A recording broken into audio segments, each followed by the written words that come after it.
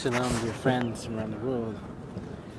Here at the Holy Kotel, I wanted to introduce to you my new book, The Pathways of the Righteous. I've been going through a series of live streams explaining what each book talks about and why they're important to read and purchase, and to remind you how inexpensive they are since they're so light cost. So this book, Pathways of the Righteous, is a book of stories, mostly about hanhagos, the righteous acts of our sages, and how they use these hanhagos, these sometimes stringencies, sometimes minhagim, or to serve God and to come close to Hashem.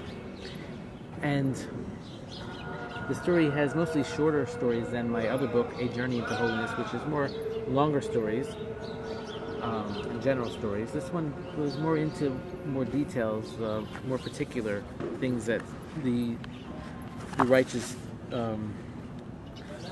do. I speak about my experience in here with the Tasha Rebbe from Montreal, how I was visiting him and the community, and I was blessed to be called into his private minyan for mincha, the private prayer session, and how the Rebbe, he was probably about in his 90s then, and the vegas that he had, the kavanah, when he was praying to Hashem, was remarkable, something I had never experienced before.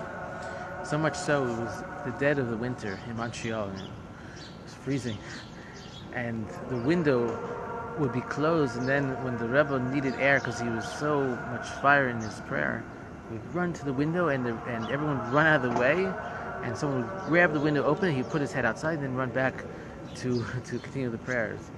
And when I saw him davening the Shemona Esrei, he fulfilled the verse that all my bones shall praise you, Hashem.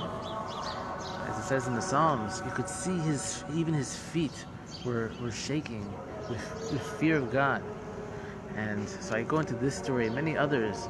So not necessarily hanhagos all the time, but stories of the righteous acts and practices, things that people observed of the sages that were unbelievable, and something that we can grow from reading.